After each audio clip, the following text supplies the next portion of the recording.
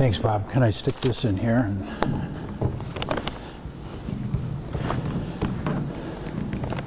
Morning. Morning.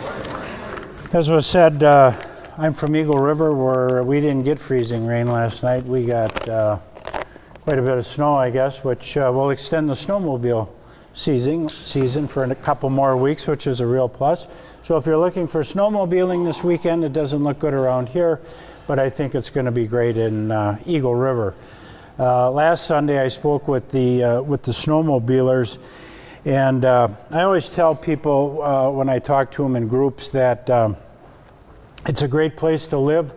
I moved there about 24 years ago from Phoenix, Arizona. I'm from Neenah originally, but my wife and I lived out in Phoenix, and our kids were born out there. It's a great place to live, great place to raise kids, a lot of recreational opportunities. It's a hard place to make a living, a darn hard place to make a living. And I'll touch on that as we go along, and sometimes state agencies don't help a lot when it comes to creating jobs. But anyways, I've lived in Eagle River the last 24 years. As I said, I moved there from Phoenix 24 years ago. I'll touch on that a little bit later. I moved there to mind my own business and raise my kids. And that lasted about 3 years, and well, that's what it lasted, 3 years. I started going to city council meetings, and I came home one night and I said to my wife, I'm going to run for mayor.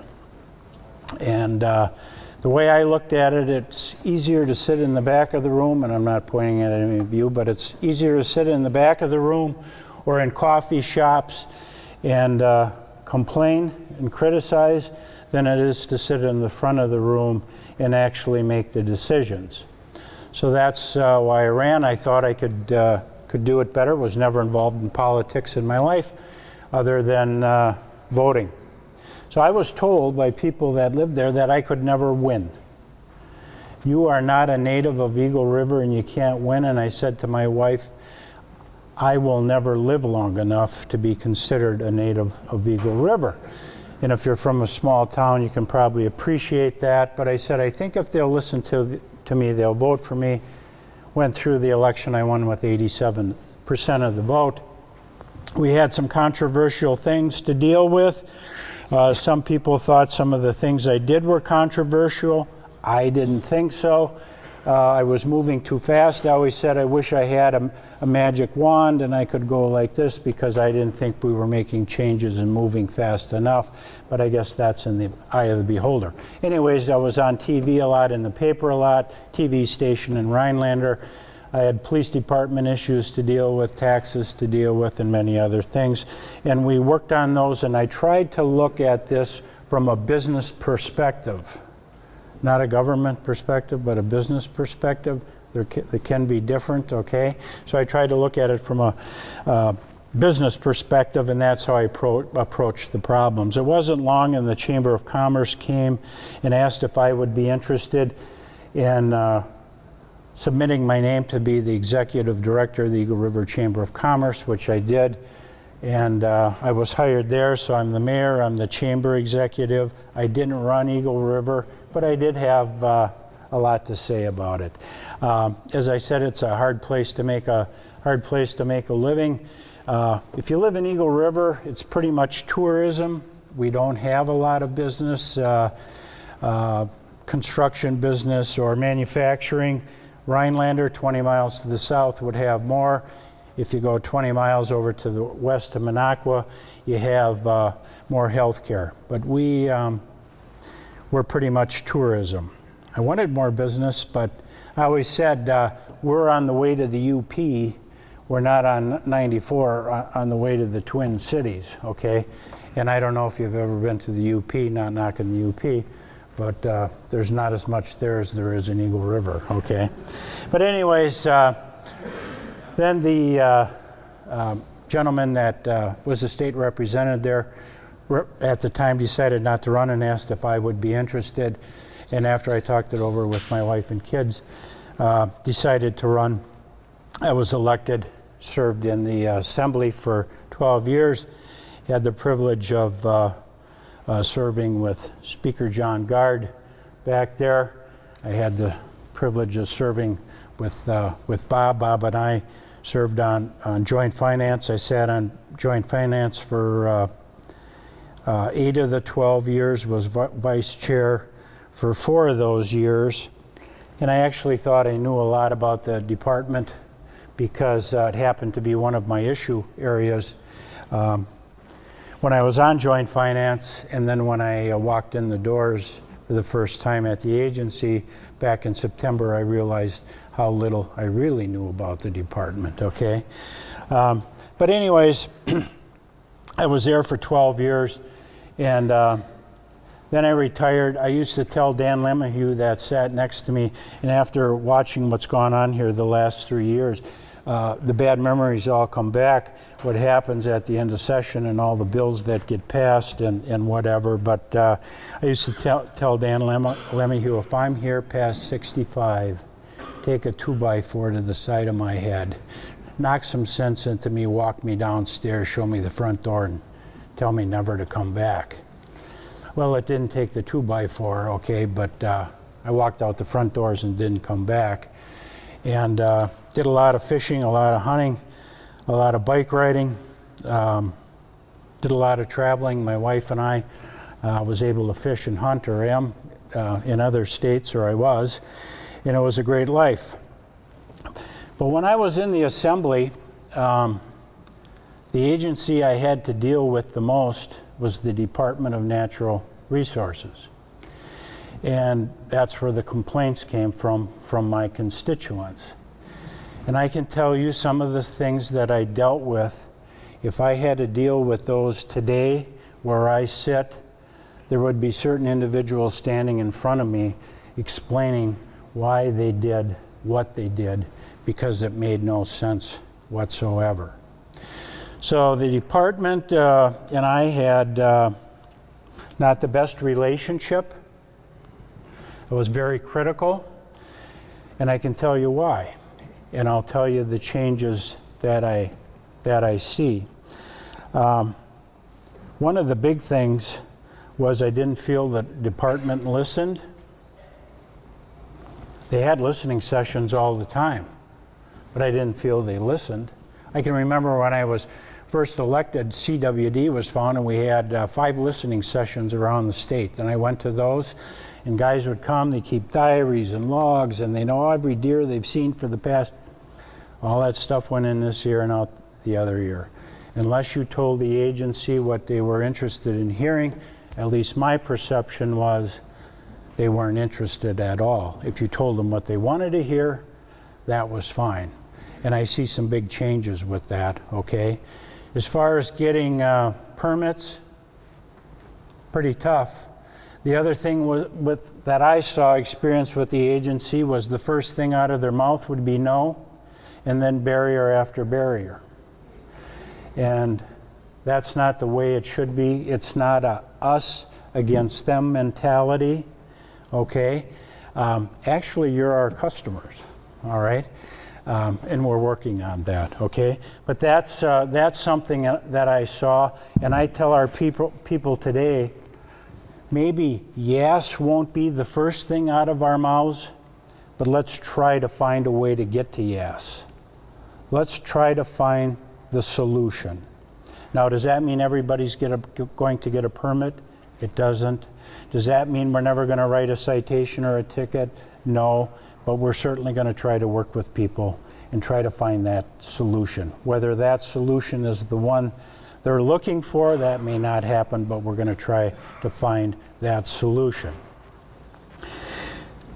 So, like I told you, I walked in those doors for the first time. It was almost 5 years, and I was very pleased with what I saw. My leadership team is a very good team.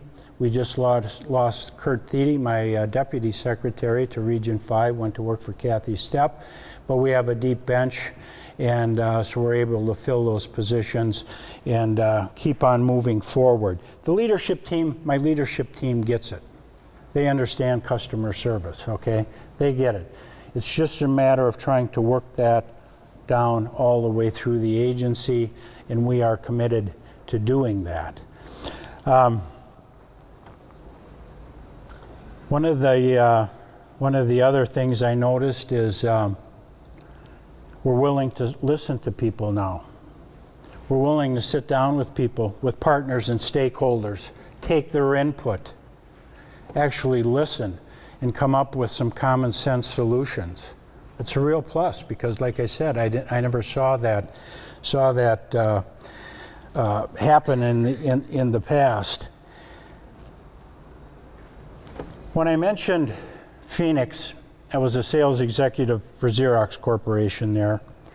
And a lot of people don't realize this, that Xerox almost went out of business in the early 1980s. And a new gentleman came in by the name of David Kearns, and we had a new philosophy called Leadership Through Quality. Basically what it was a complete culture change for Xerox Corporation. And the customer became the focus. And when I travel the state and I meet our employees, I tell them this story. Customer service became our focus. It was near and dear to my heart then. It is still near and dear to my heart, and I want it to be near and dear to all of your hearts, meaning our employees, all right? And every time I have an opportunity to speak to our employees, that is stressed, okay? I don't have that problem with my leadership team. I don't have that problem with all our employees, but there's still some work to be done within the agency, and we will work on that, all right? Now, having said all that, we're still going to work on protecting and managing our natural resources while supporting the economy and the well-being of our citizens. I think we can protect our natural resources. We can have economic development. I believe we can do those both in a responsible way. That's what I believe, okay? And that's what we will try to do as an agency. I believe in our mission. I think it's important that we protect our natural resources. And we're going to do that by following the law, using sound science, along with some common sense. And that's the other thing I tell the people. I'm not going to ask my employees to break the law. We're not going to do that. We're going to follow the law, but we're also going to try to find those solutions. So that's kind of my vision, if you will. I think we've made great strides. My predecessor, I couldn't tell you. She was there 5 years. I worked with her for 2 of those years before I retired. And I was pretty much off the grid. When she did retire, I noticed in my newspaper, which is in Eagle River, they ripped Kathy Stepp to pieces. She was terrible for the environment, could have cared less about the environment, listed the citations that were written before she became DNR secretary, the num that were written while she was DNR secretary, and how terrible this was. I read that and I looked at it and said, good for Kathy Stepp. She actually worked with business to try to bring them into compliance rather than first writing the ticket. Try to bring them into compliance. That should be the goal. Get the people to follow the law. If you go 20 miles to the west to the Lakeland Times, has anybody in here heard of the Lakeland Times? Go over to the Lakeland Times, 20 miles to the west, they ripped her too for just the opposite. She didn't do enough there. She should have taken a cleaver there and really chopped it up and whatever. So I came to realize that I'm probably in a no-win situation, depending where you're at, huh? So I'm going to take my philosophy and work with my philosophy. I'll make some people happy, some people won't be happy, but that's the way it's going to be, I guess. All right, partners. Got to have partners. We work best when we have partners. We look at you as a partner. Some of the things we've done with regulations, I can remember when I was in there, I should say permitting, all I wanted was timely permits and consistency throughout the state. And that's what I still look for today, all right? Don't sit on the permits. Don't give me the stuff where I didn't give all the information. If you didn't get all the information, tell the people what you need so they can give it to you so you can make a decision whether yes or no. And if it's no, tell them why. Or if it's no, tell them how do we get the yes. That's how I look at it. That's all I can ask. I know we have, you folks can probably sit on different committees we have, put your input in. We have some things for small businesses where you can single point contacts to help you work your way through, tell you what the regulations are and this and that. That's for smaller companies, and one-stop shop we call it. So we're trying to make it easy. Some permitting you can do online now. That's a plus. Is there still more work to do? I'm sure there is. Foxconn. I get questions on Foxconn. I found out about Foxconn in the Wall Street Journal. Like I said, I was off the grid. I don't want to get into politics here because apparently there was a lot of the politics. But I can tell you some of the things I heard. And unfortunately, there's not enough information out there. So when there's not information out there, when there's a void, there's always something that fills the void.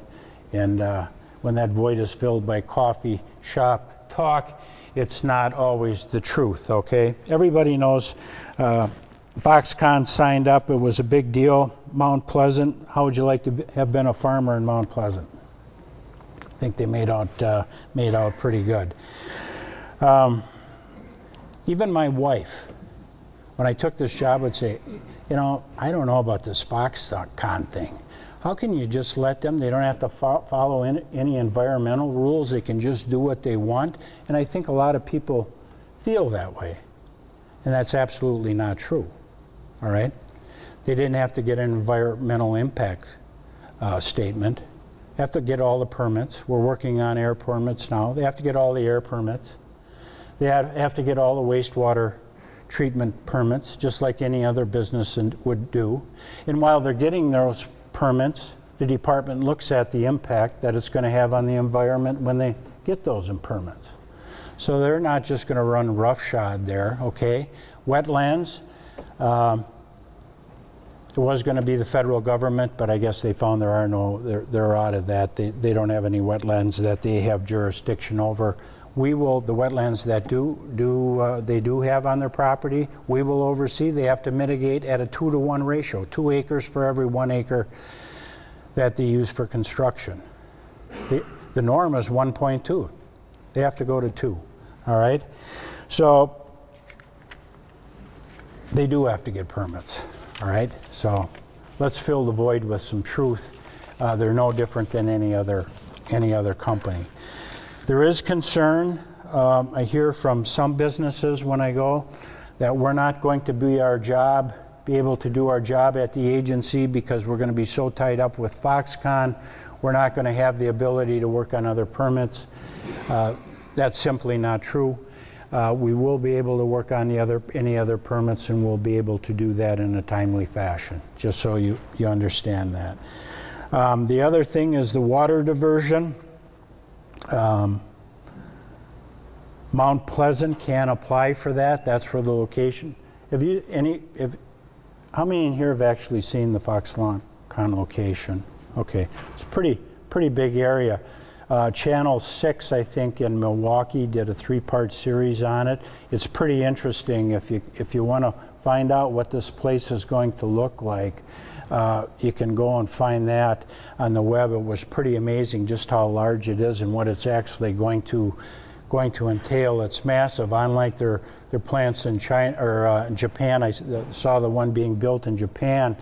Here it's going to be raw product to finished product. In Japan they only do part of it and then it's assembled over in China. Here it's going to be from beginning to end. It's going to be quite a deal.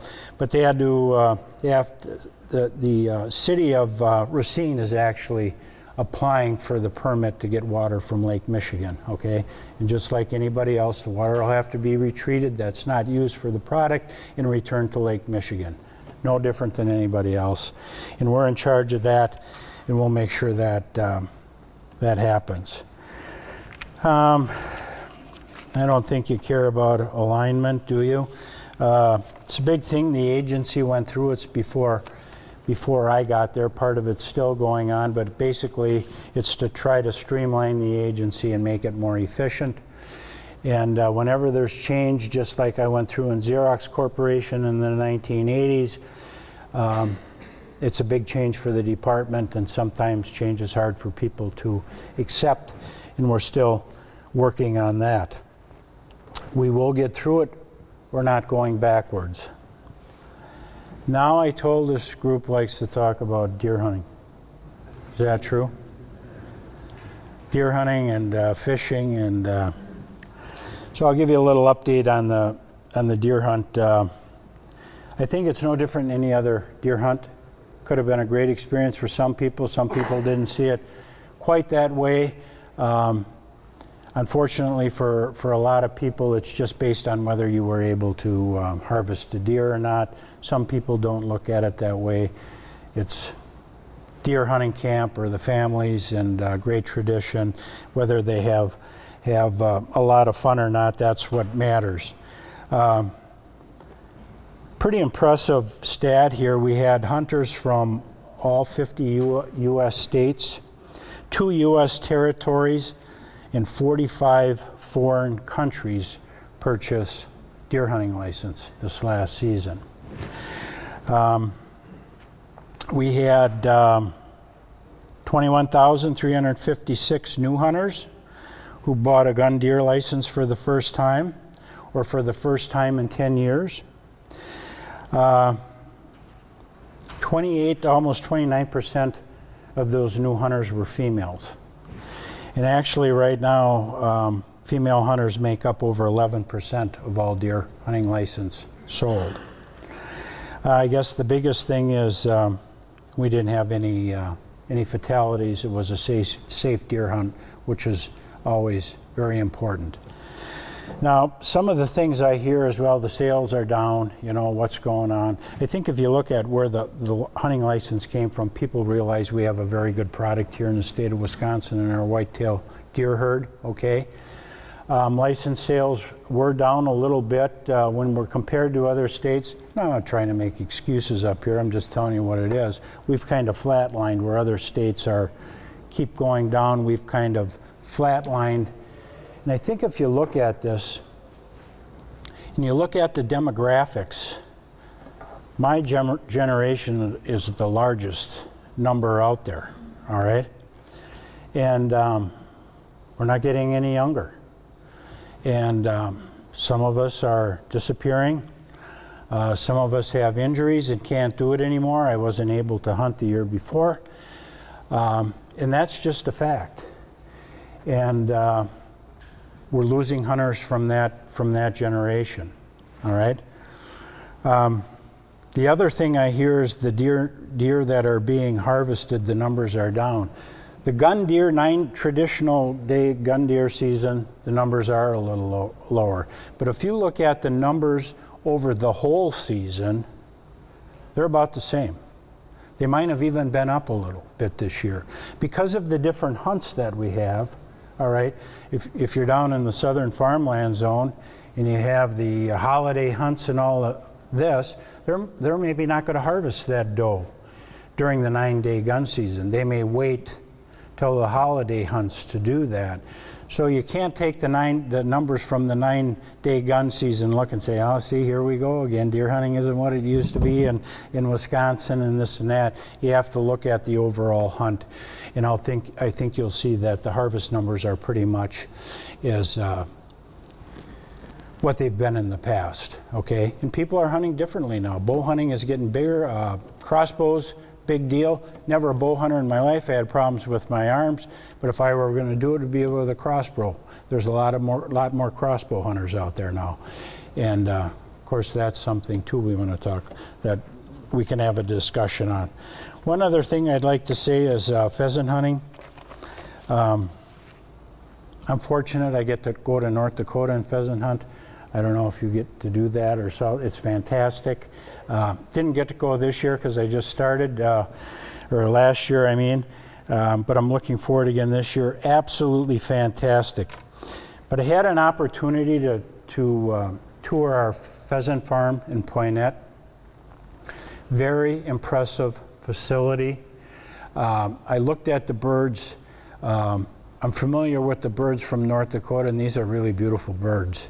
Nice tails, and these people do a fantastic job in raising those birds out there. I don't know how many of you take advantage of the pheasant hunting here in Wisconsin. I see a smile here. Very nice birds and a wonderful opportunity. And I'm going to give the people that work for the department a pat on the back that work there, because they do a fantastic job. And with that, I hope you have a good rest of the meeting. See, you got a panel up here today. I know the speaker's up there. I think you'll enjoy that. And have a good rest of the day.